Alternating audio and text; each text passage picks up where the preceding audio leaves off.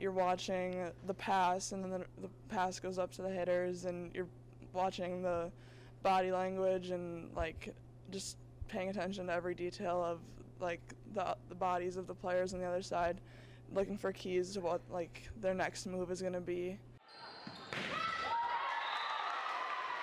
Can you describe the bond that your team has?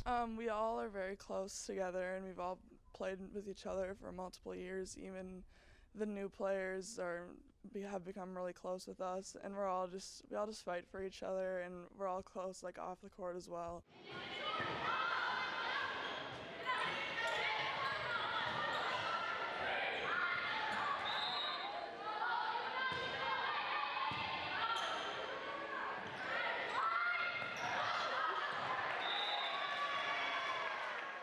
Front row player on the left side of the net, and I play back row as well, so passing, serving, that kind of stuff.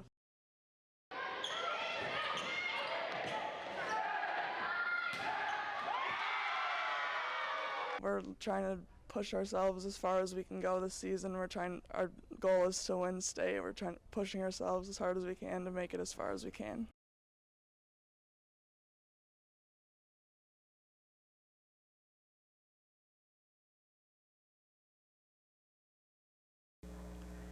Hi, I'm Emma. And I'm Ian. Thanks for tuning in to episode 2 of Wayzata NewsBreak.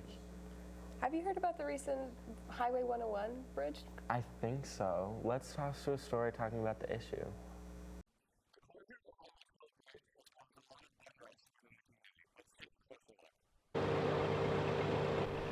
There was basically 2 phases. One was the full-on construction phase, where not only were they redecking the bridge and doing major construction on the bridge, but also the ramps.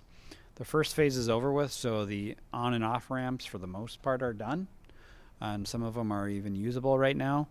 The second phase, which is primarily the bridge, is still ongoing, and that'll go up until the end of October. Generally, bridges, after around 50 or so years, they deteriorate over time, the weather and everything else. So it was in the capital improvements plan of the state of Minnesota to redeck the bridge to ensure that it's safe. So some of the improvements to the bridge we found out were new turning lanes, you're pouring new concrete, and what other improvements do you have? Yeah, we took the deck off, we added a girder line, so we 10 feet wider roughly, added 2 turn lanes, added wider sidewalks. Really it just helps with the pedestrian flow, traffic flow, pedestrian flow, make it safer for everybody, and then the longevity of the bridge in general will be longer. Because it's a state roadway, and county too, because it's County Road 101, they're completely in charge of the funding. So typically they get their funds through property taxes, both of them, and the state gets money through sales taxes. Those are the areas that they get money. So they allocate their money and plan for improvements all over the state and all over the county. And this project was on their plan for several years, so they could allocate funds for that purpose. And we've seen an increase in traffic in some of our residential areas, neighborhoods, some people trying to go take shortcuts, which is to be expected, but we've taken measures to make sure that they're not speeding through. So stepped up police patrol, signs saying that this is just local traffic only. Yeah, I know it's a tough one. I understand it impacts people's lives on a daily basis, but once it's done, people will be happy with the product. You'll get a comment here and there when people drive by, but for the most part, usually that happens right away when you change traffic or something in that situation. Then after that, when people are used to it, it doesn't affect them much, or they don't say much to us. Yeah, I would just remind everybody that Wayzata is still open for business. It's not that difficult to get here. We've got a lot of great things going on where it's worth it. And if you want up-to-date information about whatever is going on, go to navigate.wayzata.com, and it's got all the information there. It's clear, it's easy to ascertain, and it's updated as well. So we're almost done. End of October, the bridge will be done, and this will be long into the future. But until then, please still come and go to navigate.wayzata.com to get information. Generally speaking, since the ramps to and fro Minneapolis are open, if you don't have to cross the bridge, meaning you're not trying to go north and south through Wayzata, you're going to be less impacted. But if you are trying to go north and south through Wayzata, the best way is to use the main corridors that are east of the city, so Gleason Lake Road and Wayzata Boulevard. They all intersect with Highway 12, so you can get off early at Highway 12 and utilize either northbound Gleason Lake to Vicksburg and then back on Highway 101 or County Road 101, or to go south, you can take Wayzata Boulevard down to 101, down to Lunds, Byerly's, that area, and get to where you need to go. Registration for the Spain trip in June of 2020 has been extended. This 15-day, 7-city trip is open to all students in levels of Spanish. For more details, come to an informational meeting on Tuesday, September 17th from 6 to 7 p.m. in the 4th floor forum. See Profe Warren in A412 with any questions. GSA, Gender and Sexuality Alliance, meets every Monday 3:20 to 4 in Mr. Ferry's room in C214. Everyone is welcome. If you and your friends want to go to China, come to the China Trip informational meeting. It will be on Monday, September 30th at 6:30 p.m. in room A438. The Chinese Club is ready for this year. The welcome meeting is on Tuesday, September 24th after school. Everyone is welcome. It will be in room A438. Questions, see Ms. Heng in room A438. Attention bass guitar players. The Wayzata Jazz Ensembles are looking for bass players to perform this fall and winter. If you're interested, please see Mr. Elmhurst or Mr. Tewalt in the new band room, E245. Lakers Breakfast Nook is fully up and running, including full service on Tuesdays and Thursdays. Remember, students need a pass to be able to purchase food during class. Registration is now open for the Minnesota High School Music Listening Contest. 3-person teams utilize... Hey, have you heard about the new hands-free law that they just made? I have, actually. Yeah, well, we have a story on it. Let's hear about it. Don't think you're invincible. It can happen to anyone. My daughter Shreya was killed by a distracted driver close to 12 years ago. Yep. And that was on the 1st of November 2007. And at that time, of course, it was a total shock. You don't prepare for these things. So we went through a lot of grief, a lot of counseling. And she was just 19 and probably very close to this group in age. The girl who was driving got distracted. Yeah. We still do not know what it was, but she said that she was reaching out for something. What she was reaching out for, we'll never know.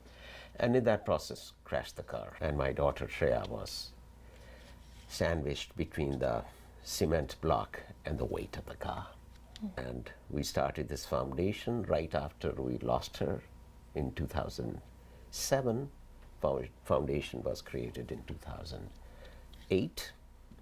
And we have been trying to educate the community on what distracted driving can do.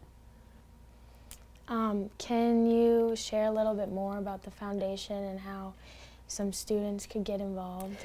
Yes, that is actually my passion, and that is what is making me, I'll use a very strong expression, live. Yep.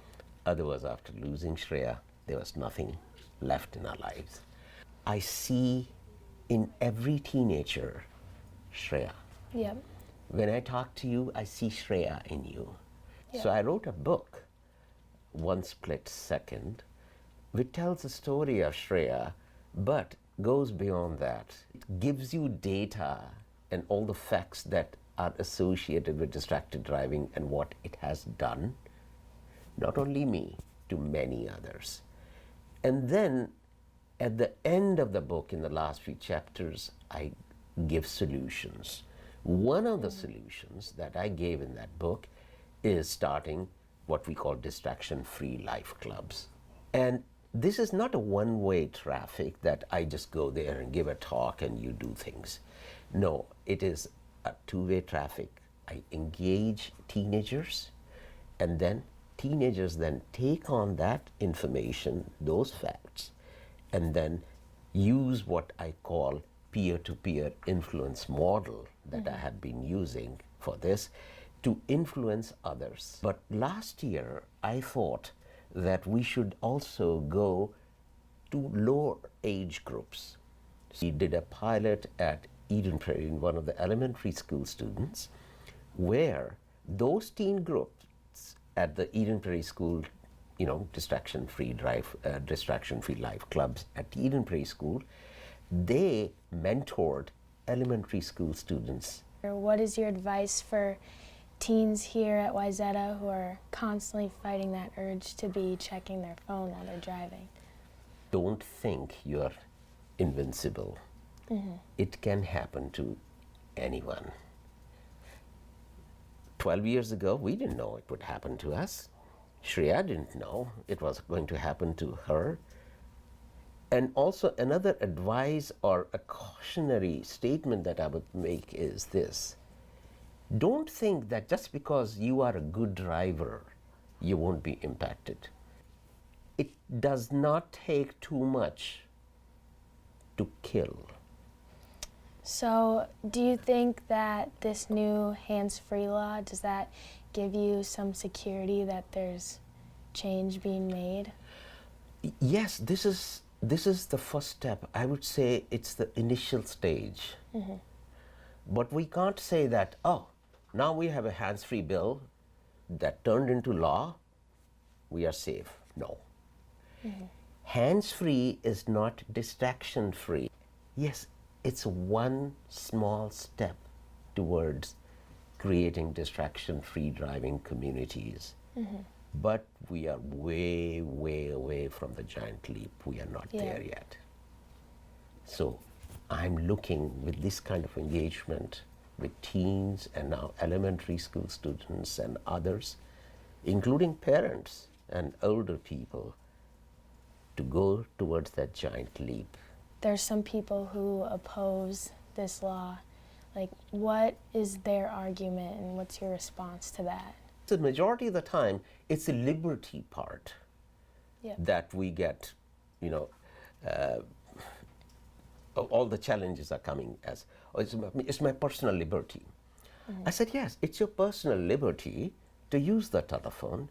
It's your personal liberty to text. But you don't have the liberty to kill someone. Where is the liberty? I have the liberty to live. That road does not belong to you. That is not your office. That is not your home. It's a shared space. You have the privilege to drive. It's a privilege. Don't misuse it. What do you think a parent's role is in keeping their kids safe? Parents must not think that the moment their child gets that plastic card called a driver's license, their responsibilities go away. In fact, their responsibilities increase. But make sure that you're interacting with them and managing them as an adult rather than as a child. And there'll be many people, if they don't want to do it, they won't.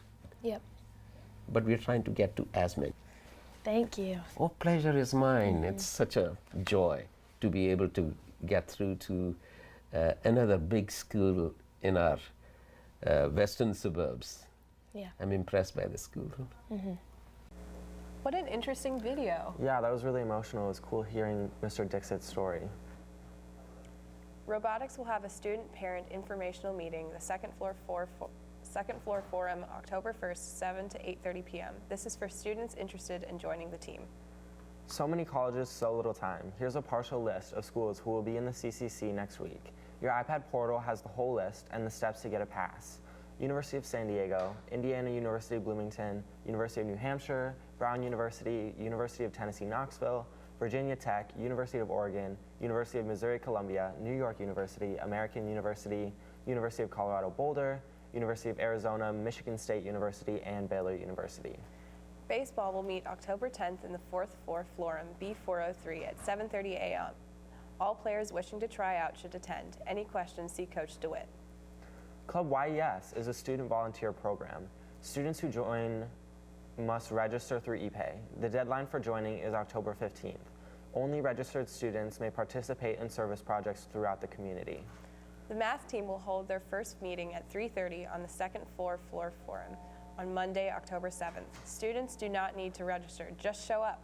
If you have any questions or are unable to make the first meeting, contact Mr. Skirbitz in A117 or Mr. Barnett in A116. Interested in learning how to reduce your stress or anxiety? Come learn new mindfulness strategies. Mindfulness sessions are back beginning September 11, 2019, and will meet every other Wednesday through term 1. Mindfulness is a powerful research-based practice that can help reduce stress, anxiety, and improve focus and concentration. Each mindfulness session teaches students basic mindfulness practices and helps develop strategies for self-care and stress reduction. If you're interested in joining mindfulness, stop by your Alpha Team office or reach out to your Alpha Team social worker or counselor. Circle Mirror Transformations runs October 4th through October 12th in the Black Box. Tickets will cost $15 for adults, $12 for seniors, and $10 for students and staff. Find Showtimes on WHStheater.com. Tickets are available on ePay or at the box office before the show. Well, I think that just about wraps it up. Thank you guys for tuning in for our second episode. Thanks for tuning in.